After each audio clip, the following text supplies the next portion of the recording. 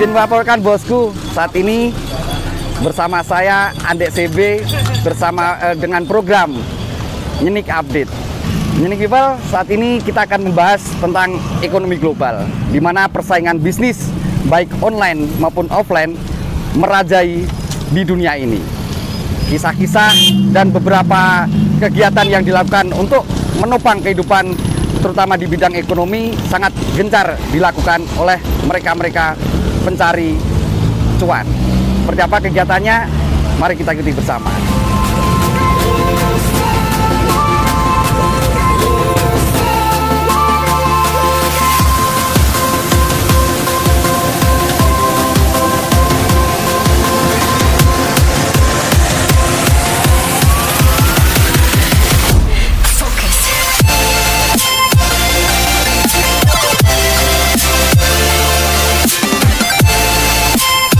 Untuk yang pre-order itu seperti apa Mbak? Awalnya jenengan yang dijual itu Mbak? Barang seperti sepatu, sandal, pakaian anak, baju dewasa, ya macam-macam lah, apa aja yang permintaan orang pembeli saya layani, dari perabotan, dari barang-barang rumah tangga, terus segala macam saya jual. Apapun yang orang minta saya mencoba carikan barang itu. Jadi waktu itu jenengan sendiri nggak ada stok poinnya, nggak ada? Nggak ada. Jadi orang-orang mesen terus nanti sama jenengan dipesenin lagi gitu? Ya, awalnya seperti itu? Di rumah itu nggak pernah ada barang stok satu pun nggak ada. Kecuali orang barang nggak jadi cancel itu ada stok baru saya bisa jual ready gitu. Tapi untuk semuanya saya tetap pre-order. Jadi itu untuk pre-order itu berapa tahun Mbak jenengan untuk menggeluti itu? Kurang lebih 2 tahun, hampir 2-3 tahunan lah. Itu ya pre-order itu ya? Ya pre-order, sampai pandemi itu saya mau, sebelum pandemi lah, saya jalani stok sedikit karena setiap orang yang ambil pre-order selalu menanyakan barang ready. Adakah barang ready di sini, seperti ini macam-macam. Nah, saya mencoba stok sedikit demi sedikit. Yang awal mula stok itu pertama kali saya lipstick Imlora. Pertama kali itu. Dulunya cuman berani stok satu box itu isi 12 pieces, angkanya 1 sampai 6 aja. Nah, tak telateni dari itu kok lumayan gitu loh. Ada orang request lagi, Mbak, besok Mbak minta botol, minta apa diredikan ya. Saya belanja dikit-dikit lah buat stok di rumah. Tapi seiring berjalannya waktu berkembangan, kok orang semakin lama mencari yang lain-lain juga. Saya coba stok cari barang lain lah, sekiranya orang itu permintaan orang, saya stoknya sedikit demi sedikit. Jadi gini Mbak, hal-hal kayak seperti itu ngapain waktu itu nggak buka seperti toko-toko yang mungkin seperti halnya yang ada di luaran sana, mungkin di sekitaran pasar atau apa, kok jenengan memilih yang lebih ke situ seperti apa Mbak? Untuk karena apa ya, menurut saya tuh sebenarnya tuh online itu gimana ya, online itu nggak terlalu ini banget lah. Sekarang membutuhkan tempat mungkin ya. Tempat lah. Sekarang kan pikirnya saya rumah sudah strategis lah, pinggir jalan. Kenapa nggak kita buka di rumah aja dulu daripada kita ngontrak, kan membutuhkan biaya banyak.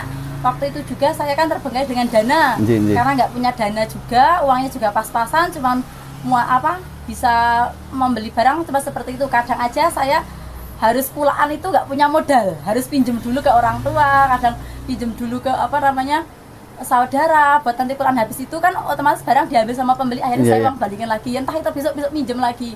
Tapi alhamdulillah seiring berjalannya waktu, rezeki ya, namanya rezeki itu nggak tahu kita ya, Allah yang ngatur, bisa sedikit demi sedikit lah. Ya Mbak, seiringnya waktu berjalan, tiba-tiba waktu itu ada pandemi. Nah, terus apakah di pandemi itu Anda sendiri sebagai penggagas jual beli online di situ, apakah bisa ini Mbak, memasuki pangsa itu Mbak? Ya alhamdulillah, sejak pandemi itu yang dicari itu kan permaskeran ya. Iya. Itu lagi caranya boomingnya. Nah, semenjak itu juga karena masker itu saya jadi semangat untuk mencari barang-barang yang orang inginkan, terutama masker itu. Jadi harus mencari harganya yang relatif dari yang pertama itu murah sampai langka dengan masker kan. Saya mencoba nyarinya itu. Nah, sampai situ juga akhirnya dari gara-gara pandemi itu alhamdulillah online saya itu meningkat gitu Mbak ya. Meningkat secara ini berkala, orang lebih mengenal dengan kata RB itulah. Lah sejak pandemi juga kan orang itu jarang beli langsung ya, rata-rata mesti online lah. Kebanyakan jadinya banyak reseller-reseller yang mau gabung ikut dengan grup saya gitu loh. Ya, setelah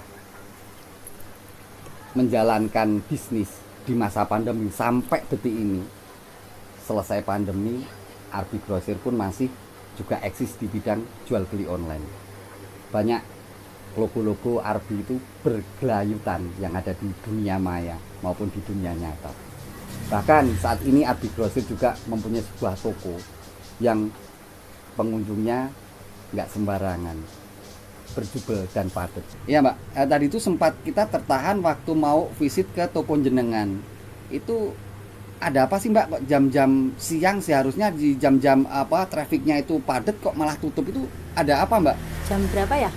Ya menjelang adzan zuhur itu Mbak. Oh ya, untuk jam-jam setir luhur, asar, maghrib itu kita mengadakan tutup untuk sholat berjamaah dulu. Nah, untuk waktu jangkanya itu kurang lebih 15 menit. Tapi untuk jam zuhur kita agak lama ya, karena setelah sholat berjamaah nanti kita akan makan bersama-sama. Jadi tujuannya untuk sholat berjamaah baik di jam-jam zuhur, asar maupun maghrib itu seperti apa Mbak?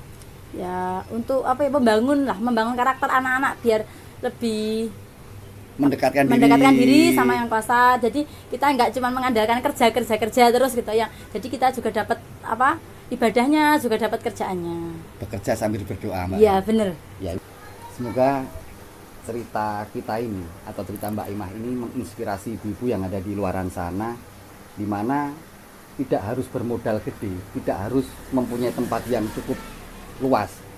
Ternyata Mbak Imah ini bisa membuat sebuah usaha di mana untuk bisa menutupi kebutuhan sehari-hari.